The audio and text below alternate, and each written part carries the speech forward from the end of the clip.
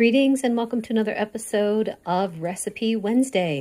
Today we are making deviled eggs. Although, do you still call them deviled eggs if you don't put the paprika on top? Oh, I don't know. Tell me in the comments. So I start with putting my eggs in cold water and I put it on high and I'm just going to wait until it comes to a total rolling boil. That usually takes about 10 to 12 minutes. All right, it's at a full boil, so I'm going to turn the burner off, set a timer for 10 minutes, and put a lid on this. When your timer goes off, put them in a ice bath and let them cool down, and then, move on to the next step. I generally don't have any problem peeling these eggs, but if I do, so here's what happens. So I'll start to crack the egg, and if I notice that it's just sticking too much, I'll just run it under some warm water. And that usually loosens it enough, but I make sure the whole shell is like completely cracked and stuff. And then run it under warm water and then it peels more easily. Just want to show real quick how perfectly beautiful the inside of that egg is. Cut it in half. Well, because my mom's having some for breakfast, but just want to show you guys what it looked like. The eggs are peeled, they're ready to go. I'm going to cut them in half. Pop the yolks in here, put the whites in here, and then I'll show you what's next. So I make this differently pretty much every time I make it. Sometimes I'm feeling like doing sour cream and mustard. Sometimes I'll throw in a little bit of cream cheese. It just really depends upon what I'm feeling like doing. So today though, I'm going to show you the most basic way that I make it. So here we've got avocado oil mayonnaise by Better Body Foods. This is 6 eggs, by the way. So I'm going to add in about 2 tablespoons, maybe 3 to start.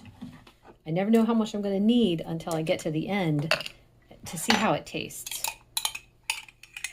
And then about an equal amount of mustard. It's one of the reasons why I never made a recipe for it, because I always thought it's just too boring. No one's going to want to know because everyone knows how to make this. But then I keep getting people asking me how to make it. I'm like, oh, maybe everyone doesn't know how to make it. There's nothing wrong with not knowing how to make it. I assume everyone knows. So it's a bit lumpy. Sometimes if I'm making a giant batch, I'll whip out my beaters, like my electric hand mixer, and I'll do it like that. But I don't feel like doing that for such a small amount. So I'm just going to try to mix it in a little better. All right, now we taste test.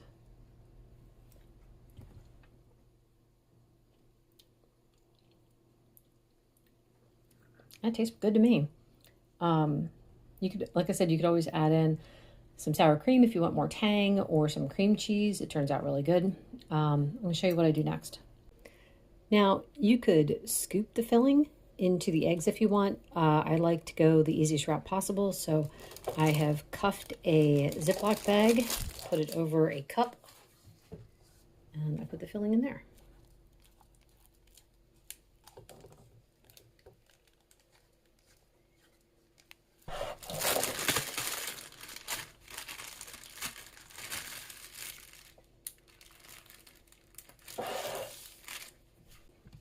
I put tape on one corner.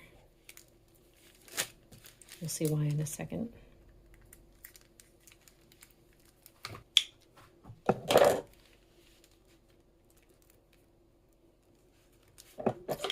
Now I'll cut the corner off.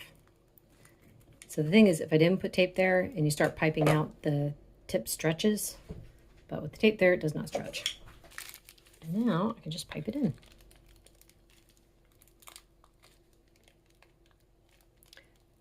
If this was for a party, I might break out my fancy piping tips, but this is just for us. It's an awkward angle. I'm trying to do it so that you guys can see it rather than just my knuckles. I have like 4 more over there to fill, but that's pretty much it. You can top these with like dill or little bits of bacon or chives or paprika, smoked paprika, whatever you want.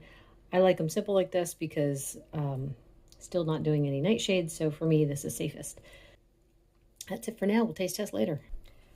I'm having this as part of my lunch. There's some reheated meatballs, and it's sitting in the meatball grease, which is just going to make it taste even better.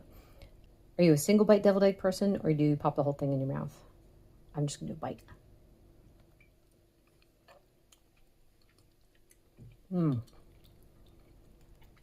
It's perfect. I don't know what else to say.